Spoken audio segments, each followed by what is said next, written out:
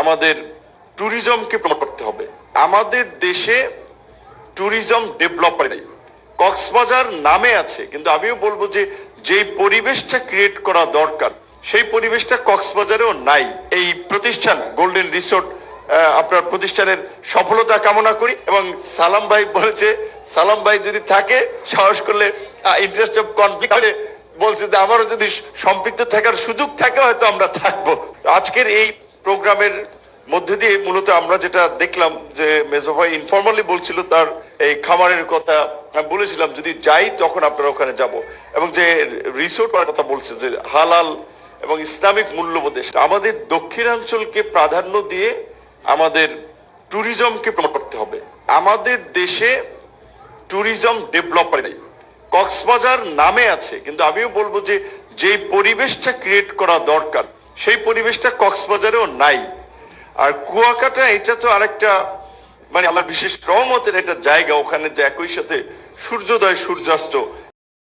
তারা পায়রা পোর্ট করেছেন, তারা পাওয়ার প্ল্যান্ট করেছেন, পটুয়াখালী ইকোনমিক জোন করেছেন। তা আমরা যদি আমি প্রতিমন্ত্রী আছি, মোশাররফ ভাই বিএনপির একজন সিনিয়র লিডার, আলতাফ হোসেন চৌধুরী পটুয়াখালী একের এমপি, পার্টির সিনিয়র লিডার, তো এতগুলি সিনিয়র লিডার সরকার মন্ত্রী থাকার পরে যদি ওই জেলায় আমরা যদি উল্লেখযোগ্য কিছু না করতে পারি তাহলে তো মানুষের সামনে আগামী 5 বছর পরে ভোটের জন্য মানে কথা বলা মুশকিল হয়ে যাবে। এটা মোশাররফ ভাই আমরা ইনফর্মালি আলাপ করতেছিলাম। এবং আপনারা জানেন যে আলহামদুলিল্লাহ একটা আমাদের যদিও অনেক দেরিতে পাশ হয়েছে, পটুয়াখালী জেলার গ্রামীণ অবকাঠামো উন্নয়নের একটা প্রকল্প পাশ হয়েছে, যদিও সেটা 450 কোটি টাকা, বাট আশা করি এটা আরো প্রজেক্ট বাড়বে। এটা গ্রামীণ অবকাঠামো মানে যে রাস্তাঘাটের কথা বলছেন, এই রাস্তাঘাট ওখানে তো যে 450 কোটি টাকার পাশ হয়েছে এটার তো রাস্তাঘাট ধরা, ঠিক করা, মূল্যায়ন করা, কিন্তু নতুন যখন আবার প্রজেক্ট এক্সটেনশন হবে সেখানে আপনারা যেটা বলেছেন যে এলাকাগুলোতে রাস্তাঘাট প্রয়োজন সেটা অ্যাড করা যাবে।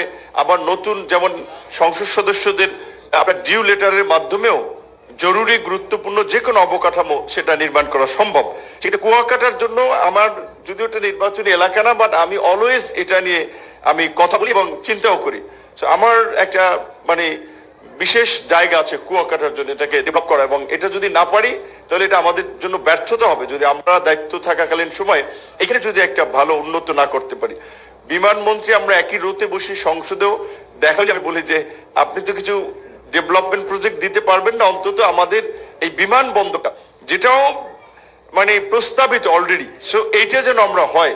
সো তারাও এটা বলছে কুয়াকাটা যেহেতু একটা ইন্টিগ্রেটেড প্ল্যান করার জন্য একটা কর্তৃপক্ষ আছে গণপূর্তের অধীনে, সেটা একটা আপনার একটা সার্ভে করা এবং আদার্স বিভিন্ন ক্ষেত্রে ওখানে যেহেতু একটা পরিবেশের বিষয় আছে, এগুলো মিলিয়ে একটা মূল্যায়ন প্রতিবেদন করা হবে এবং তারপরে হয়তো আপনার এয়ারপোর্ট আশা করি যে এই সরকারের সময় আমরা অন্তত করতে পারবো।